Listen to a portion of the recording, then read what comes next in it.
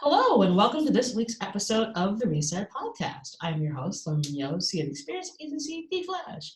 Each week, I bring a different business leader, game changer, just incredible person who's doing cool, game-changing work. And in this time of the coronavirus, where we're all at home, it's really important to hear from other executives and entrepreneurs who are really figuring out how to navigate this unusual set of circumstances. So I'm so excited to have Catherine Connors, who's the CEO of the League of Badass Women. Yes, that is the best title of all time, on the show. And we're going to talk about her incredible career and how she's built it, and also how she's navigating this new, brave new world we're all part of. It's going to be a great conversation. Take a listen. Hey, Catherine.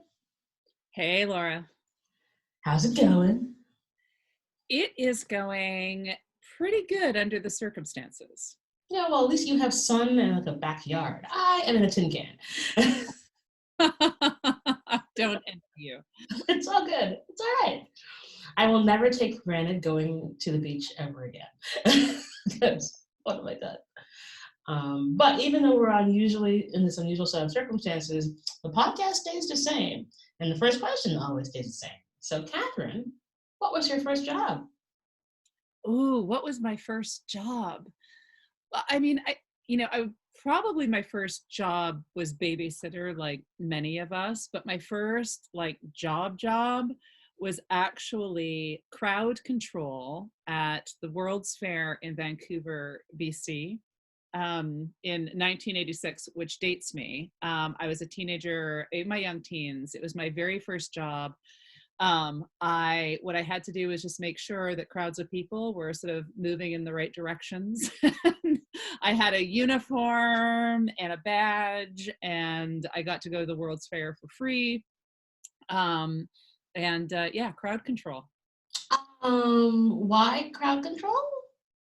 I think it was the only thing I was qualified for. It was like the most desirable thing at that point in my teenage life was to be able to have a job at the World's Fair, Expo 86.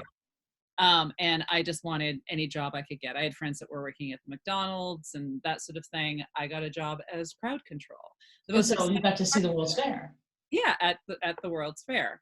And the most exciting part was that I got to have like a bullhorn, like if it was really, really crowded, so I could shout at people through the bullhorn and direct them. So it was a lot of power. I was going to say, like, this now is making sense for how you got to your current job. Okay. Yeah, so having power, navigating the herds and having people follow you. Like, this sounds like a League of Badass Women, just saying. Yeah, although now I don't have to wear the part of the uniform was these culottes, right? This like half pant, half skirt. They're really hideous. I've never forgotten them. Oh God, what color? Gray. They were awful. Oh my God, gray. Buttons running up the side. They were terrible. Gray culottes. Wow. Yikes. Okay, well, interesting. So from being the head of crowd control to now the CEO of the League of Badass Women, how does one's journey even begin from there? How do we get there? It was a very circuitous journey. I mean, it was, I went from, those types of jobs in my teen years to, deciding that I was going to be an academic. I went to university and I stayed in university for the first chunk of my adult life, in women's studies and in political science. And in particular, my area was, women in the history of political and social thought.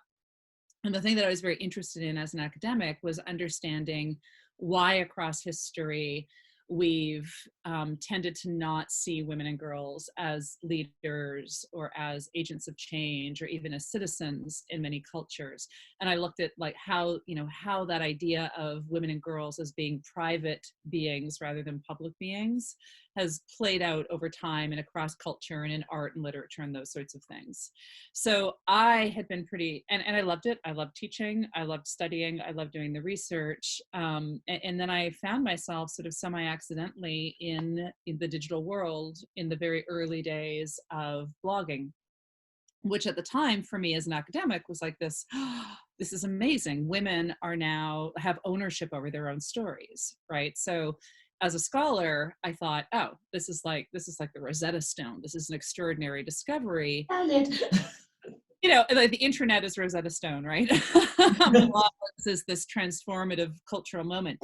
But my reason for thinking that was that, you know, across history, and this is true across cultures, women have only very, very rarely had storytelling tools at their disposal. Certainly storytelling tools that could allow for sharing their stories in the public sphere, right? So we very rarely heard about private life. We very rarely heard about the real lives of women. And so we came to understand leadership and things in the public sphere as just the default of being human.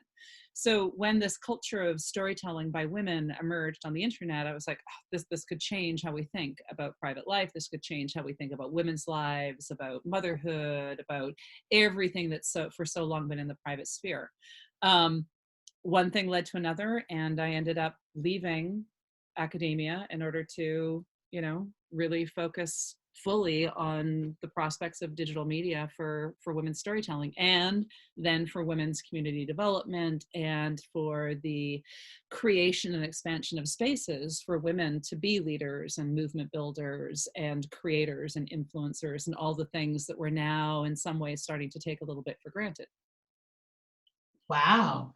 And so where did you end up stopping off along the way? Like how do you go from being in academia to go work in the land of digital startups? Like, I'm sure that was a little weird. Yeah, it was very, very windy. It was very windy. You know, the start happened because I was really interested as a scholar and a researcher in the dynamic of women's storytelling. So I started my own website, my own blog.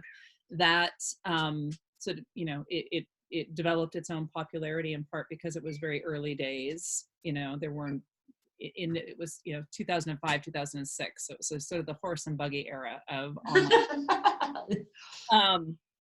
Which turned out that it was a fairly, you know, it was a very opportune moment to move into women's media and into digital media, because it was the very early days of the digital economy, of publishing and of media. So it was it was a good moment to be getting into both that cultural movement and that economic movement. That activity sort of kickstarted my own consulting business, and between that and the popularity of the blog led to New York City. I'm Canadian, so my career went from Toronto, Canada, to New York City, you know, and I took over content and community for a media company called Babbel, which had Babbel.com.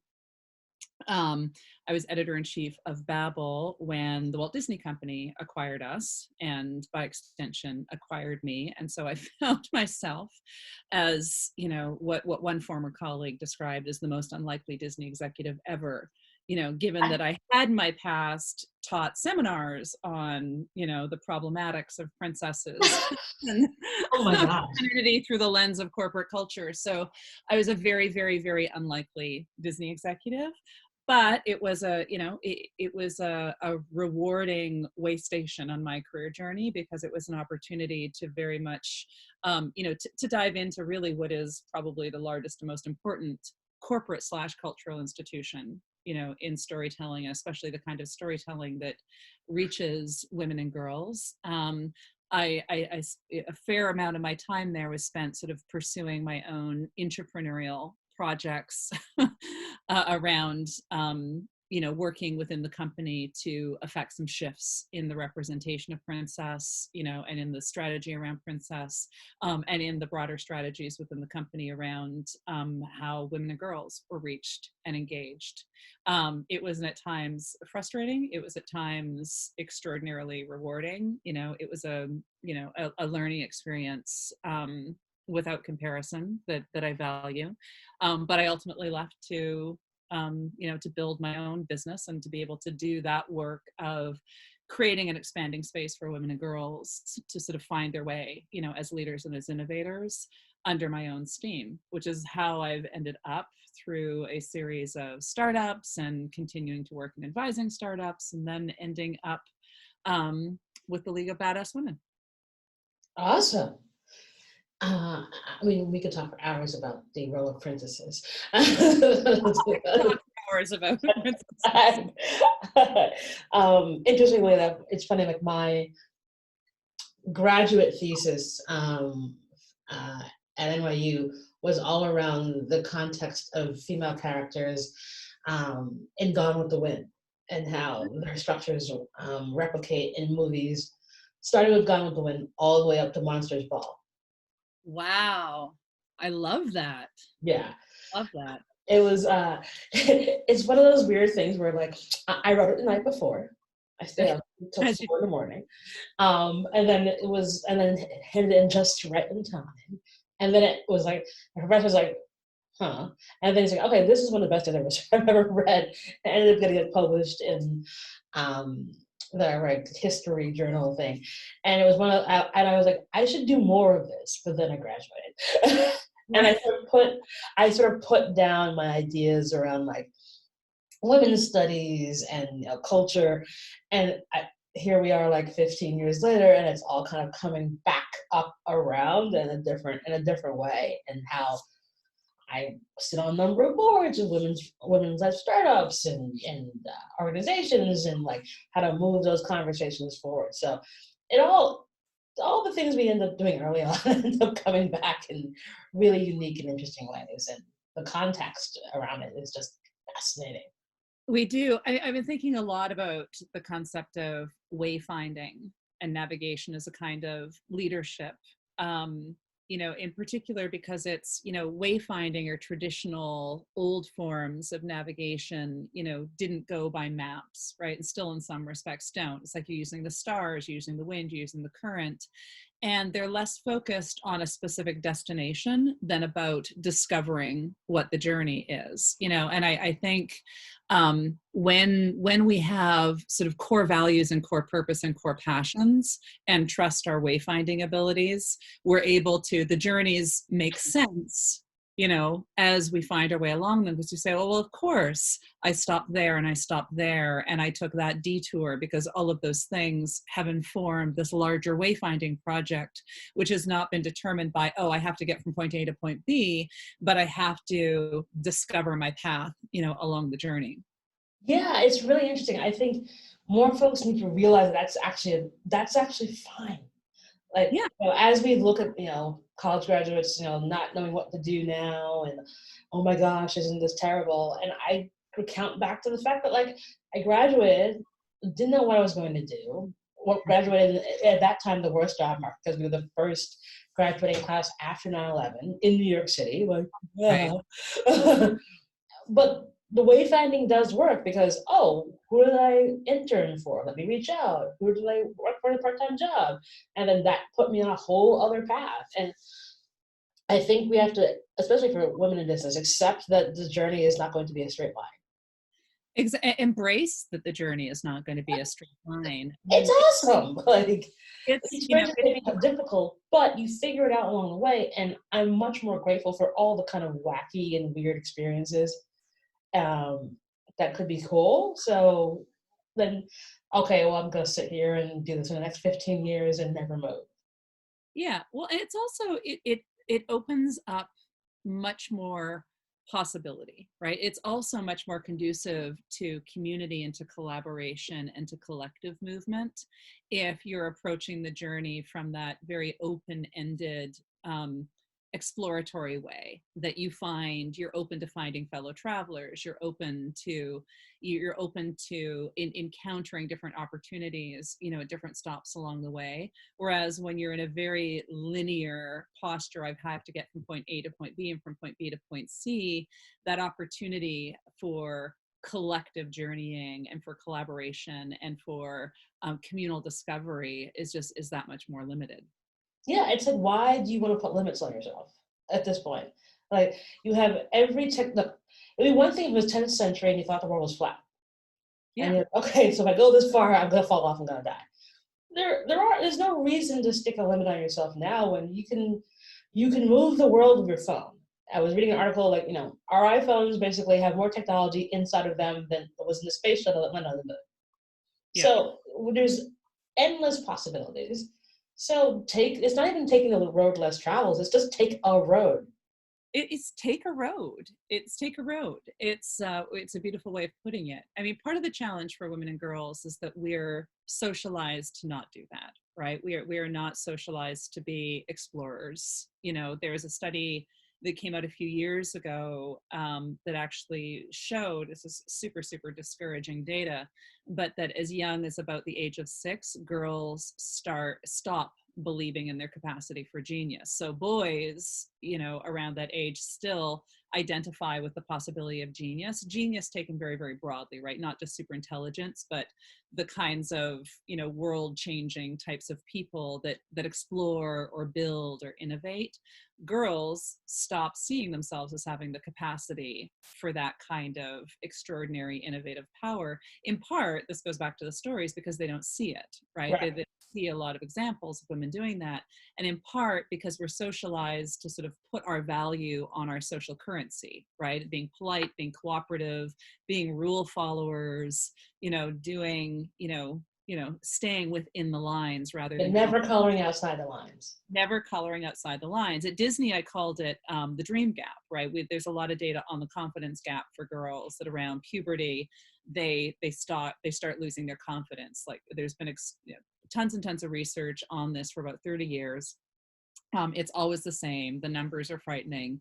But at Disney, I talked about it in the context of a dream gap, that it's confidence, but it's also girls hit a point in their lives when they start to lose their faith in their ability to pursue a dream, you know, or even to manifest a dream, or to imagine that they could pursue a dream.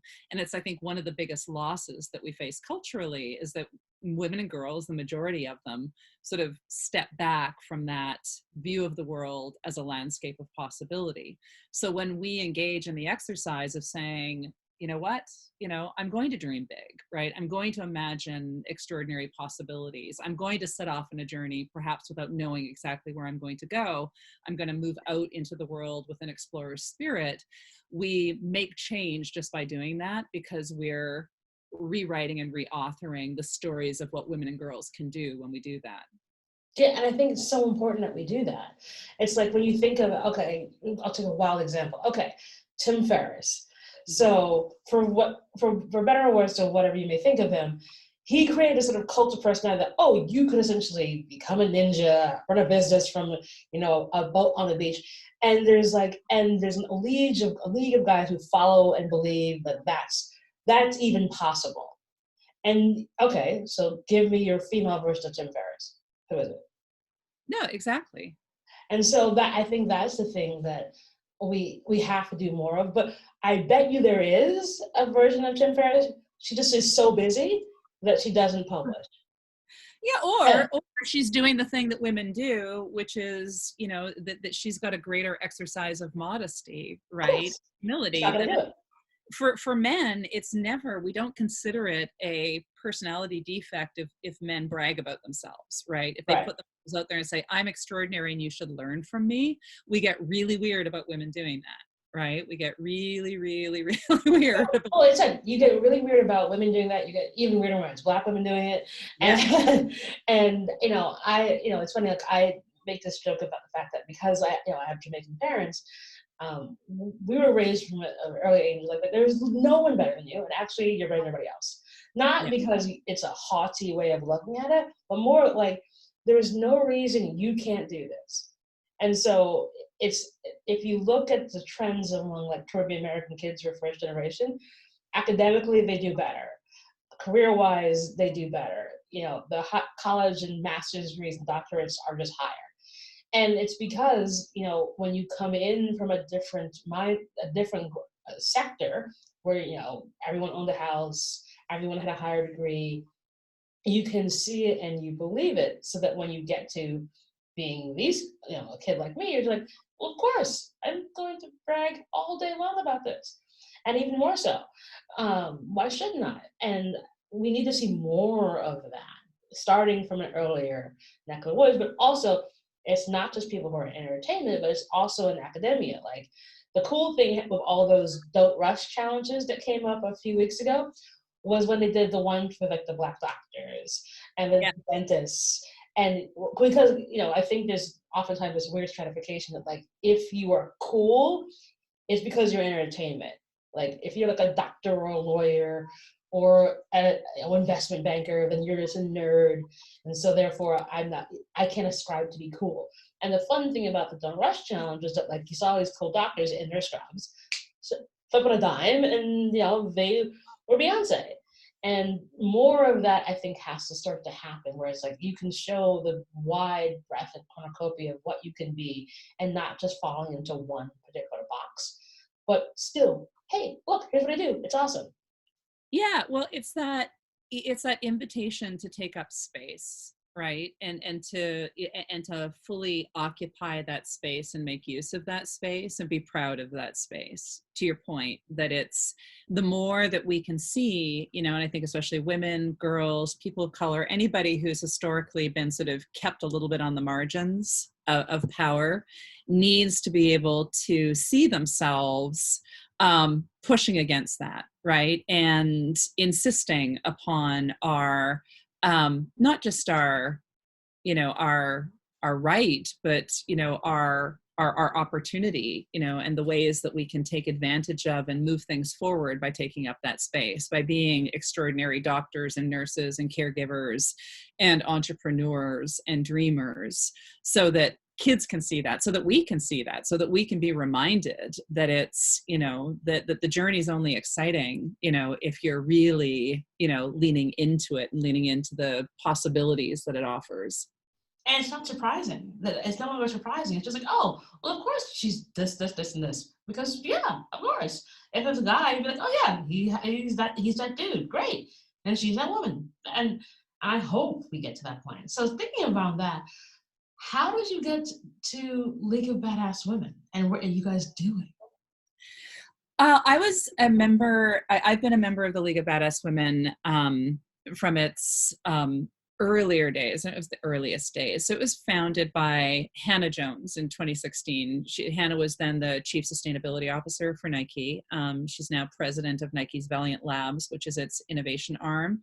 And it was originally just conceived as a sort of gathering space, for women who wanted to sort of rethink the possibilities of the world. This was before the 2017 election, and that obviously had an influence then on the league's sort of growth and its attraction, to certain people. 2017 was a sort of a watershed moment, I think, for a lot of us around the need to be alert, to the movements of. Oh, you mean 2016? 2017. When was Trump elected? Oh, he took office. 2016, he took office in 2017. Right. See, it's all starting to blur into. It all blurs. It's like, hopefully it'll be a distant, dark, shadowy history. Yeah. So yeah, it's, it began as a community for women who were unapologetic about their feminism, and about their desire for change. And it's evolved since then. It's kind of hard to believe. It's like almost 4 years, into a much larger and broader global network of women who continue to be committed to, the possibilities of change, but sort of specifically within some contexts around leadership and entrepreneurship and building, right? So that it's now a community of, I would say, activists, entrepreneurs, innovators, leaders, women and female identifying human beings who just want to see a change in the world. I moved into a leadership role last year because the question that was on the table was,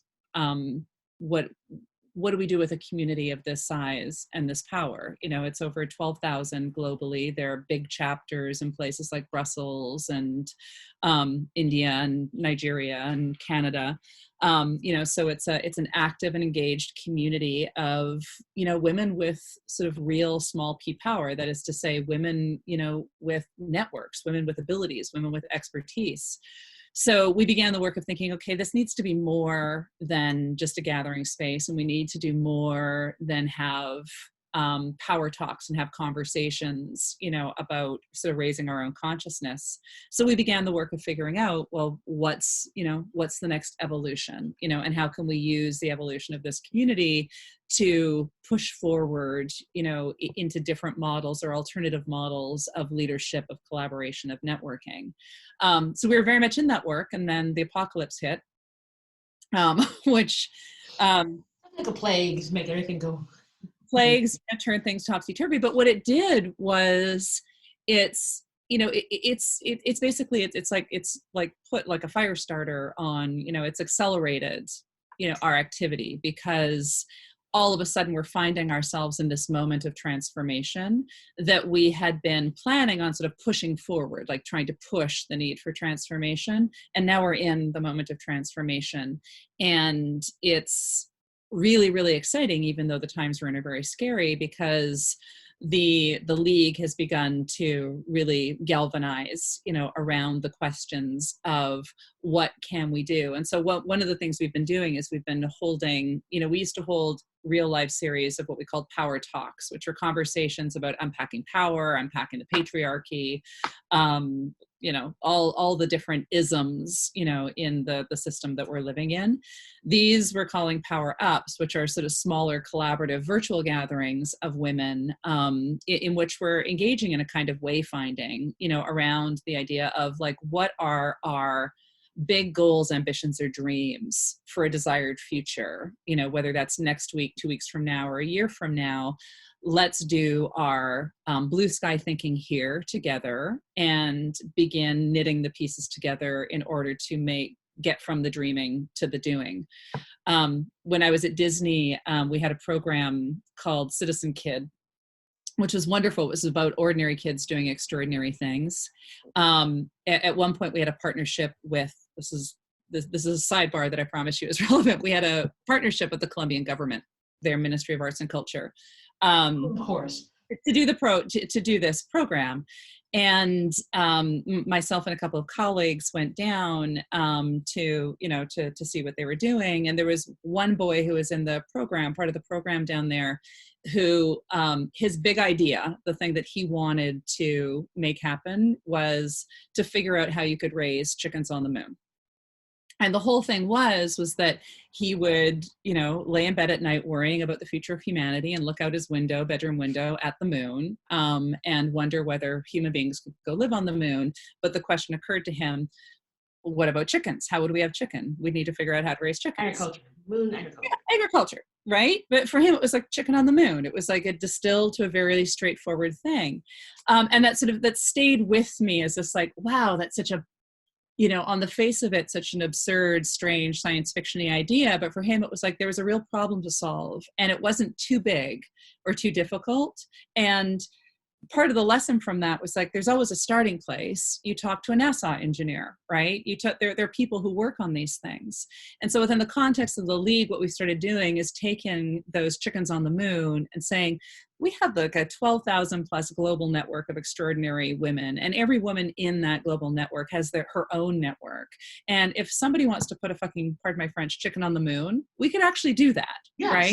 We can pull our resources together and actually do that. So let's start mapping out our chickens on the moon and piecing together the steps of how we realize them. And so they have covered territory from creating a global gender union, a global cooperative women, preserving and fighting for sort of the economic value of caregiving, and those sorts of things, to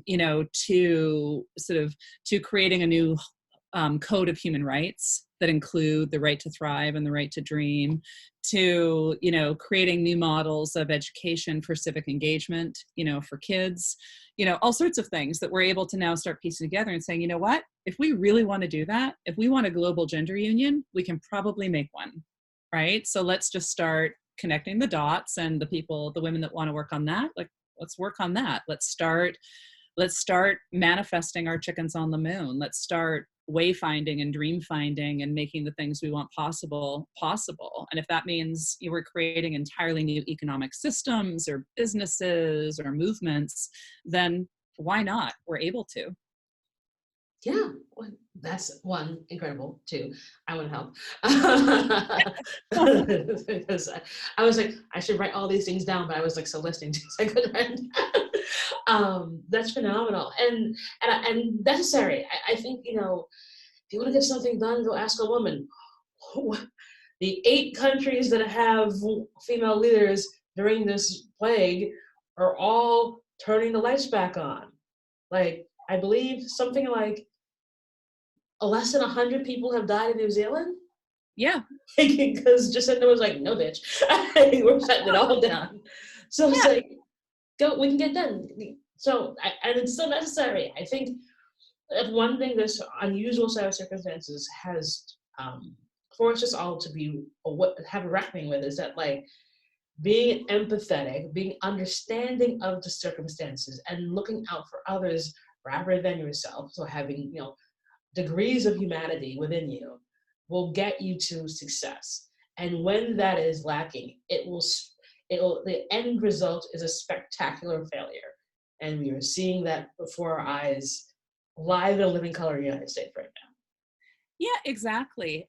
We're seeing the failings of the system, right? And they're failings that we knew were there all along, right? But we're really seeing them laid bare. It's like when Donald Trump was elected. It's like we knew that there was, you know, just really, really rampant sexism and racism, right? But it was like the monster under the bed. Then it comes out from under the bed and you're like, oh, there it is. There's the monster, you know. It's terrible to see the monster in the room, but it's like, now we know exactly what we're fighting, right? In this situation, we're seeing all the weaknesses of a system that has been built to not serve the people that most need it, and to not take advantage of, to not utilize the powers and extraordinary gifts, of the majority of the population. And so what we're seeing when leaders like the Prime Minister of New Zealand sort of move to the forefront and say, no, we're going to do it this way, we start to see then how it works. And the reason it works isn't because the reason empathy, compassion, those things work isn't because ovaries are magic. It's not that women are somehow biologically determined to be, nicer and better. It's that we've cultivated, and this is true for any underestimated innovator, not just women, we've had to cultivate our practices of care. We've had to cultivate our practices of compassion. We have to be empathetic. We have to be good listeners. We have to be strategic because we've always been vulnerable. We've been always working on the outskirts, right? We've always had our practices questioned. We've always been assumed to not have power. So when we exercise it, we have to do it differently. And the good news is that these are practices, right? If we can shine a light on how effective these practices are, then we've started to shift how we think about what actual power is, what real leadership looks like, the ways and means that we can move together in order to shift things in a direction that's better for people and better for the planet. Absolutely, because we don't have a choice. I think the one thing this situation has proven is that, like, you can't go back to the old systems. There isn't an old system to go back with because it's now completely broken apart. Like, even if you tried to, like, go rewind to February 1st, how would you rewind? How would you restock food pantries? How would you restart hospitals? There's nothing you could. There is no way to go backwards. The only way is to go forward. And when you go forward, you have to reinvent the future because there's no choice. Yeah, we have to build alternative systems and alternative strategies because it's in recognizing, it's not just recognizing that the system is broken, it's grappling with the reality of a broken system and going, okay, well, this doesn't work, right? And going to survive, we have to figure out something that does work, and the good news is that we can see the things that work. They're things that women and other underestimated innovators have been doing for generations, for millennia, right? We have always been there cleaning up the messes in the corners, right? We have always been there figuring out how to get around the flaws of systems. We have always been hackers, right? And now we're able to see in a world where we have these tools of communication, of storytelling, of saying, oh, see, look, what Jacinda Ardern is doing in New Zealand, that actually works, right? And, oh, this model of governing a state, is actually better than the way the federal government is doing it. And these types of practices are things that we need to survive. So we have an opportunity to come out of this, transformed in good ways and in generative ways, that I have, I think if we continue inspiring each other and working together, then we can absolutely do it. Yeah, I think that's the thing, is that like, take this as a moment to be positive and to move forward together versus making this another rat race. Because again, the rat race is over. Like the minute everyone sat down and sat in front of a Zoom camera, kiss your rat race goodbye because you're all sitting on the phone. Like there's no, everything got democratized really, really quickly. So if you think we're not going to go back to this other kind of hierarchical structure, yeah. Now, looking back on all the stuff you've done and what you're doing next, what do you think you'd tell 25-year-old Catherine? 25-year-old Catherine. What would I tell 25-year-old Catherine? I would tell 25-year-old Catherine that she was going to surprise herself. That, that her journey is going to be one of all kinds of discovery, but the most important one is going to be the ongoing self-discovery. And I would advise her to be open to that self-discovery and to be open and even eager for those opportunities where she surprises herself, whether it's because of where she lands, like in a context like Disney, or what she discovers about what she's passionate about or what she's good at, and to treat that journey of discovery, as one that's just always exciting, and one that's never going to end. That life is going to be as, exciting and surprising at 49 years old, if not more surprising and exciting, than it was at 25. Awesome. Love that. Yeah, this is surprising. So obviously, this is an unusual set of circumstances. We're all trapped at home. We were joking about this before, but what do you do for your self-care? Like, what's the thing you do for Catherine? Eat cookies. Yes.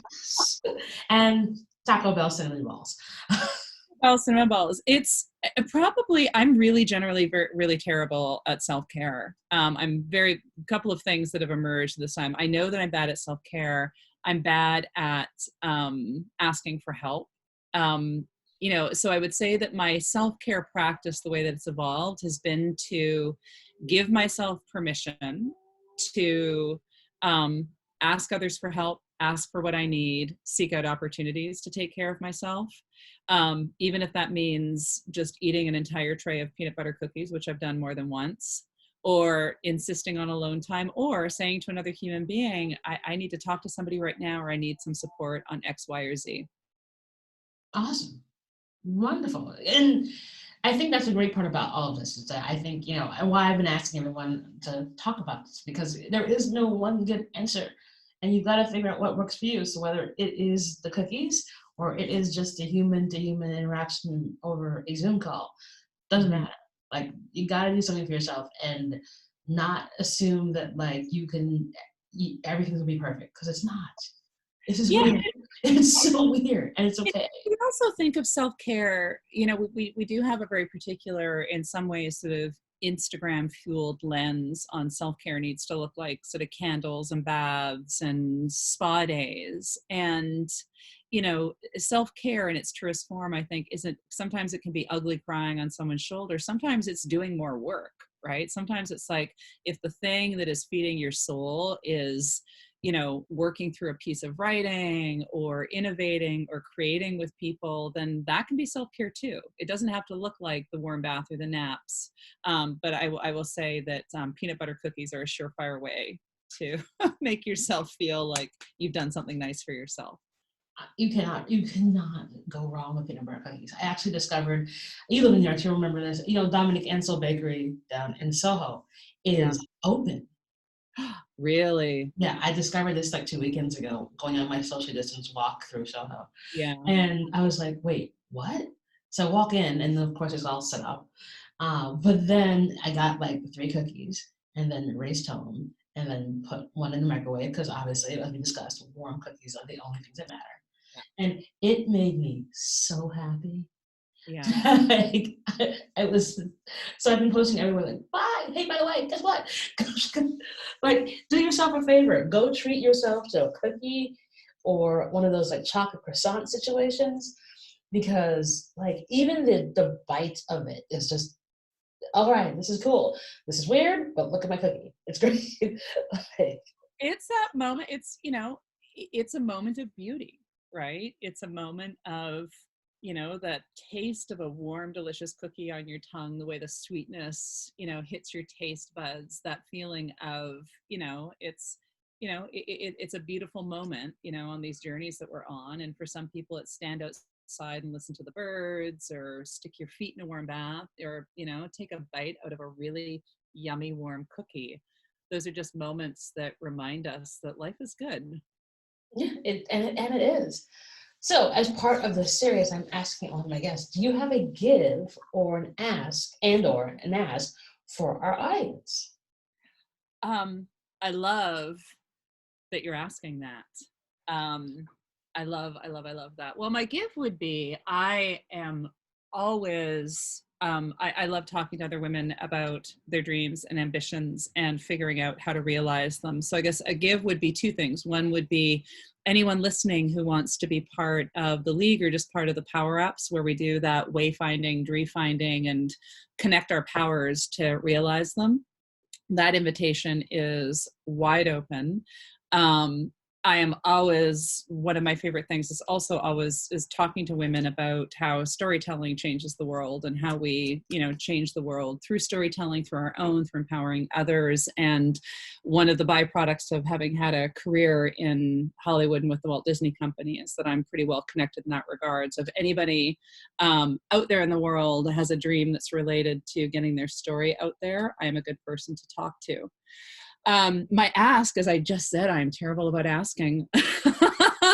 And it's one of the reasons I've made it part of the core of the work in the league, is that how do we create a better culture of asking, of giving ourselves permission to ask for help, and even go beyond that, of not making it permission, but making it a requirement of our engagement with each other, that we are, that we're saying, no, you need to ask me for something.